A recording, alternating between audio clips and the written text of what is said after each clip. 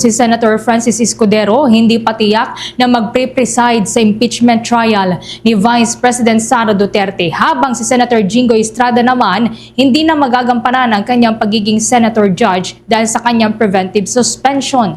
Kaugnay niyan, kumuha pa tayo ng mga karagdagang detalye mula kay Bombo Angelo Aganan.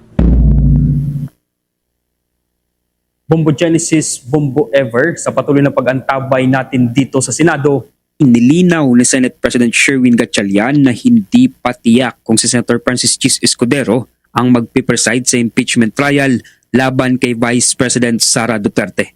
Ayon kay Gatchalian, pag-uusapan pa ito ng majority senators sa mga susunod na araw, ngunit ayaw aniyang pangunahan ang mga matatalakay sa pagpupulong. Pero sa kasalukuyan, malinaw na siya ang maaaring mag-preside sa impeachment trial bilang Senate President alinsunod sa impeachment rules. Ang paglilinaw ng Senate President ay kasunod ng pag-anunsyo ni Senator Panfilo Ping Lacson na si Escudero umano ang napili ng kanilang grupo na mag-preside sa paglilitis sa bise. Paliwanag ni Lacson, ang pagiging abogado ni Escudero at naunang karanasan sa nagdaang impeachment ang kanilang naging basihan upang piliin ang kapwa senador para maging presiding officer sa trial. Ngunit nilinaw naman niyang maaari pa itong magbago. As per our consensus as of this morning, we will elect Senator Chis Escudero if we convene again as the impeachment court to be the presiding officer. Lawyer Kasi at saka may experience na rin siya sa impeachment. So, Sa kabila nito, sinabi ni Gatchalian na sa ngayon ay susundin nila ang rules at siya ang magpe-preside.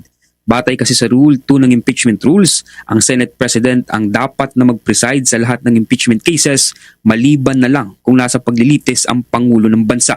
Ngunit matatandaan na noong mag-convene ng Senado noong June 3, matapos makabuo ng quorum sa bilang ng 12 senador, naghain ng bagong mayorya ng resolusyon para amyendahan ang Rule 2 ng impeachment rules upang magkaroon ng eleksyon sa pamumuno sa impeachment trial. Kasunod dito, naghain naman ng petisyon ng grupo ni Senator Alan Peter Cayetano sa Supreme Court na ipawalang bisa ang naganap na reorganisasyon noong June 3. Pero para kay Gatchalian, hanggat hindi naglalabas ng temporary restraining order ang Korte Suprema, tuloy ang trabaho nila sa Senado at ang impeachment proceedings.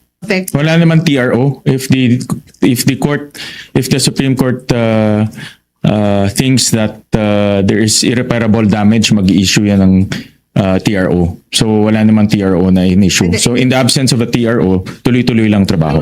Samantala, sinabi naman ni Gatchalian na maaaring hindi magampanan ni Senator Jinggoy Estrada na kasalukuyan nakalitine sa New Quezon City Jail dahil sa issue ng flood control scam ang pagiging senator judge nito, matapos ang nilabas na preventive suspension laban sa senador. Pagpapaliwanag ng Senate President sa kanyang opinyon, pansamantalang tinatanggal ng preventive suspension ang lahat ng tungkulin ng isang senador na napatawan nito, kabilang aniya ang pagiging isang senator judge kahit na magkahiwalay na institusyon ang Senado at impeachment court. Ngunit sinabi naman ni Lacson na maaari rin umanong dumulog ang Senado sa korte para hilingin na payagan si Estrada o sino mang senador na maaari pang makasuhan na dumalo sa oras ng impeachment trial na may mahigpit na pagbabantay. Ngayong araw, gumulong ang pre-trial conference ng impeachment case ni Duterte at inaasahan naman na masusunod ang nakatakdang petsa sa July 6 para sa formal na paglilitis sa Vice Presidente. Nag-uulat mula dito sa Senado, ako si Bombo Angelo Aganan, and this is Bombo Radio Philippines, the #1 and most trusted source of news and information.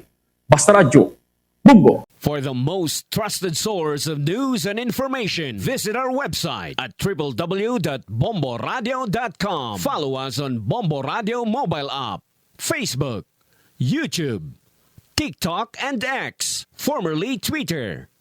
Like, share, and stay connected. Anytime, anywhere.